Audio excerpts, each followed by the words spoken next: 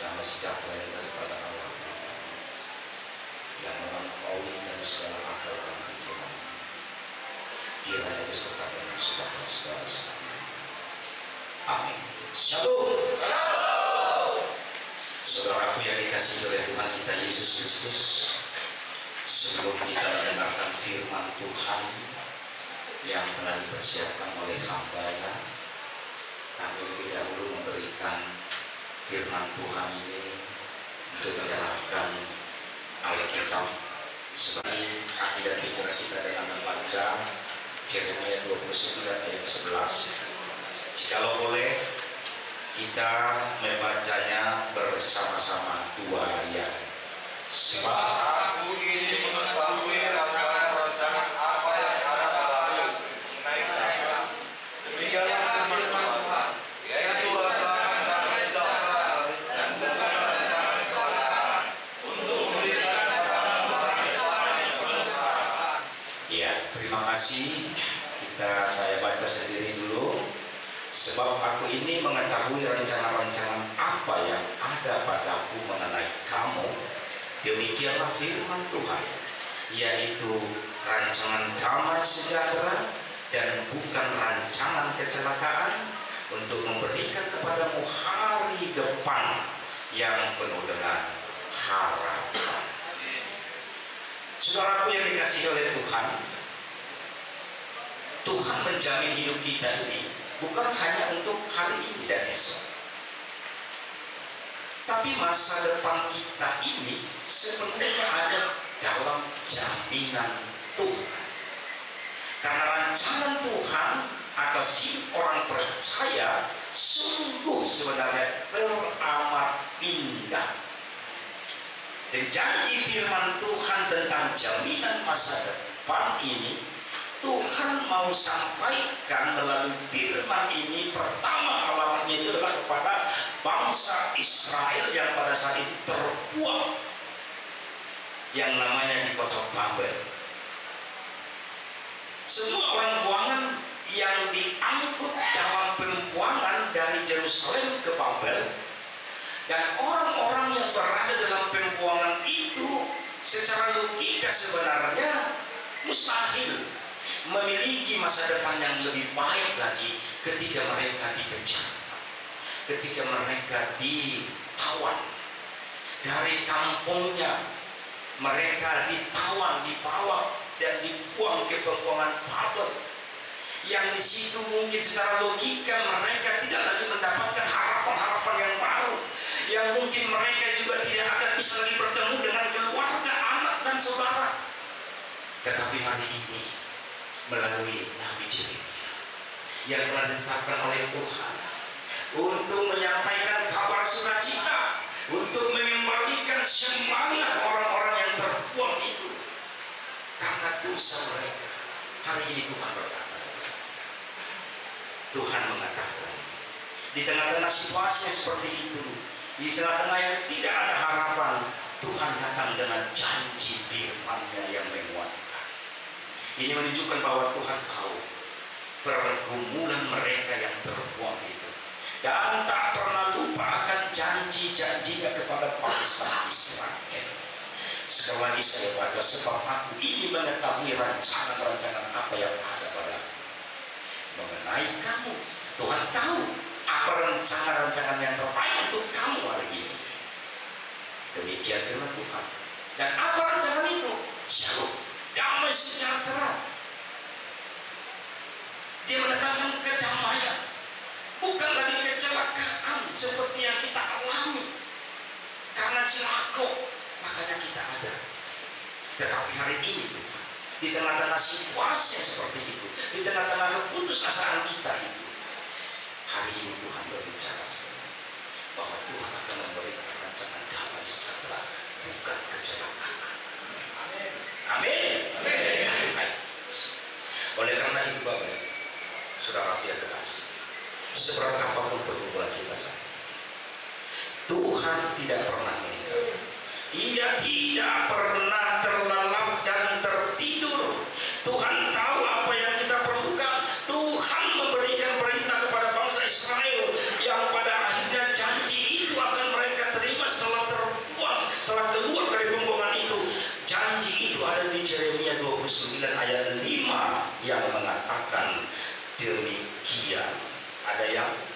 tahu membaca silakan Bapak di saudaraku. Yeremia 29 ayat 5 apa dikatakan di situ? Didirikanlah rumah untuk kamu diami, buatlah kamu menikmati hasilnya. Iya, itulah janji setelah mereka keluar. Lalu mereka akan menikmati seperti janji Tuhan. Dirikanlah rumah untuk kamu diami, buatlah kebun untuk kamu nikmati hasilnya. Amin. Membangun rumah yang dikatakan firman ini, saudaraku, adalah berbicara mengenai rumah rohani atau membangun mesbah doa dalam kehidupan keluarga. Mereka juga diperintahkan untuk membuat kebun. Apa yang dimaksud kitab Yeremia ini dengan kata kebun? Kebun itu yaitu membuka ladang atau tanah baru. Ini berbicara tentang pembaharuan hati, saudara. Jadi bukan bangunan fisik yang diutamakan setelah kita keluar dari sini, tapi bagaimana kita membangun sebuah mesbah sebagai tanda ucapan syukur kita kepada Tuhan bahwa Tuhan telah memberikan kesempatan kita nanti untuk hidup yang lebih baik setelah kita meninggalkan tempat kita sementara ini. Tentang pembaharuan hati yang ini, tanah hati kita harus diolah dan dipersiapkan terlebih dahulu sebelum benih itu ditaburkan kepada kita. Ia yang menyediakan benih bagi penabur dan roti untuk dimakan. Ia juga yang akan menyediakan benih bagi kamu dan melipat gandakannya dan menumbuhkan buah-buah kebenaran. Saudaraku yang dikasihi dalam nama Yesus, apa yang mau disampaikan kepada kita melalui satu nats firman ini yang menjadi renungan kita hari ini. Saudaraku, yang pertama, menuju masa depan yang lebih baik memang harus mengalami sebuah proses. Untuk mencapai sebuah harapan masa depan yang lebih baik dari sekarang, kita harus masuk dalam sebuah proses.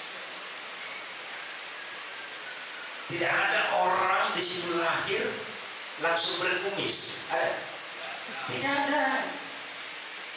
Ketika dia sudah dilahirkan seorang ibu, supaya dia bisa menjadi orang yang dewasa dan bertumbuh dengan baik, maka seorang ibu ini akan merawat ini, menjaga, diberi makan bubur. Dari makan bubur, setelah dia mempunyai kekuatan gigi, maka diberikan nasi yang biasa, lalu diberikan makanan-makanan yang lain untuk menumbuhkan pertumbuhannya hingga dia berumur sekian tahun. Dia sudah mulai bisa menempah dirinya untuk menjadi dewasa dan lebih baik. Jadi segala sesuatu itu punya proses dalam hidup kita. Maka di tengah-tengah proses itu Tuhan selalu mengatakan, ingat, aku tidak akan pernah meninggalkan engkau ketika engkau mengalami sebuah proses pertumbuhan hidup. Tuhan itu tahu apa yang ada di hati kita sekarang. Apa kerinduanmu, saudara-saudaraku yang terkasih. Kita diproses di tempat ini untuk melahirkan tanah hati yang subur, untuk menjadi berkat nantinya di tengah-tengah keluarga, masyarakat, dan gereja. Amin. Amin. Yang kedua, saudara, harapan dan masa depan menanti kita di luar sana. Setelah siapapun di antara kita yang mendahului kita untuk keluar dari sini, tapi ingat, harapan dan masa depan menanti kita di luar sana nantinya. Ingat, sekembalinya kita nanti di masyarakat, di tengah-tengah keluarga, ingat, don't forget, there is hope. Apa tiga saudaraku? Sana ada? Iya. Pintar. Luar biasa. Di tempat di sini mereka menambah sains ilmu pengetahuan. Don't forget, There is hope. Jangan lupa di sana ada harapan. Di mana? Di mana saja Anda, saudaraku, sekeluarnya sekembalinya dari tempat ini. Kalau kita mau memulai tanah kita ini, hati kita ini menjadi tanah yang subur, dimanapun kamu berada, Tuhan pasti akan memberikan harapan-harapan yang jauh lebih baik dari apa yang kita pikirkan sekarang. Amin. Tepuk tangan dulu. Inilah sukacita kita, saudaraku yang terkasih. Harapan rancangan Tuhan untuk masa depanmu telah dipersiapkan Tuhan dengan memiliki keyakinan dan kepercayaan bahwa Tuhan tidak pernah meninggalkan kita. Seperti apa yang dikatakan Yeremia 29 ini. Sekalipun manusia itu jahat dan meninggalkan Tuhan yang telah memilih menjadi bangsanya, namun Tuhan tetap merancang yang terbaik bagi umatnya. Dan itu kita saksikan melalui firman dan iman kita, lewat pengorbanan Kristus yang mati di kayu salib, lalu dia dibangkitkan dan naik ke surga. Tetapi Tuhan tidak pernah meninggalkan kita, tapi Tuhan selalu mempunyai janji dan berpengharapan. Pendamping kita saat ini adalah Roh yang menuntun kita.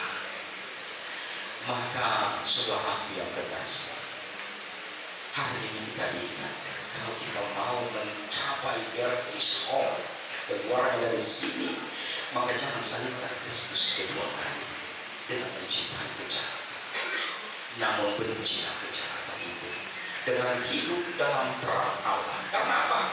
Karena penutup khotbah ini mau saya ajak membuka di saudara, karena umur kita ini singkat di dunia ini, maka umur yang singkat ini harus kita bulatkan dan kita sampaikan persembahan kepada Tuhan dengan menyanyikan dan merenungkan sebuah lagu. Bapak, saudaraku, kami undang dulu untuk bangkit berdiri.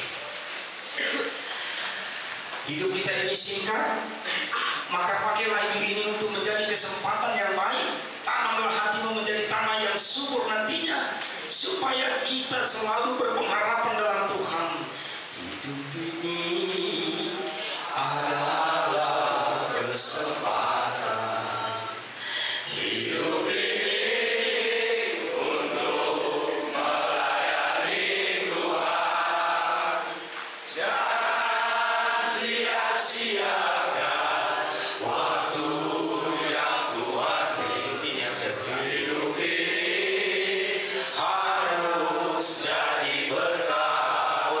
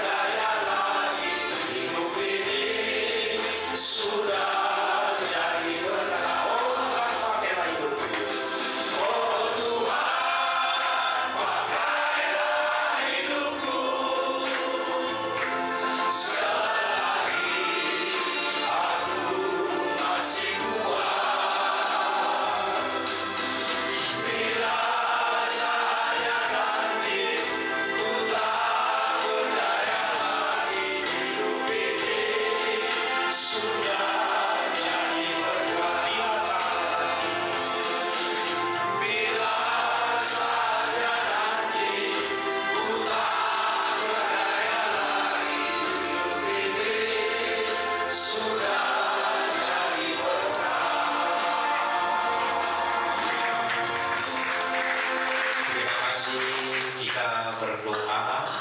Kita masih tetap berdiri. Inilah kami Tuhan, yang telah Engkau berikan kesempatan kepada kami untuk menikmati kehidupan di tempat ini. Kami ditempa di tempat ini untuk menjadi orang yang lebih baik lagi. Kami ditempa di tempat ini untuk menciptakan hati yang baru, tanah yang baru dalam kehidupan kami. Sekembalinya kami dari tempat ini, kami akan boleh diterima oleh anak sanak keluarga kami, gereja dan masyarakat. Tuhan tolong kami, berikan kesempatan kepada kami untuk melakukan yang terbaik buat Tuhan. Ampuni segala dosa dan kekurangan dan kesalahan kami, karena kami tahu Tuhan adalah Maha yang baik. Itulah harapan kami. Kami mengimani firman-Mu ini, bahwa firman-Mu ini memberikan sebuah pengharapan yang baru bagi kami. Kau berkati kami selama di tempat ini. Engkau berikan kesatuan hati kepada kami bersama dengan pegawai petugas di lapas ini untuk sama-sama menciptakan kerukunan dan kedamaian yang baik. Di dalam nama Tuhan Yesus Kristus kami berdoa. Amin. Silakan duduk.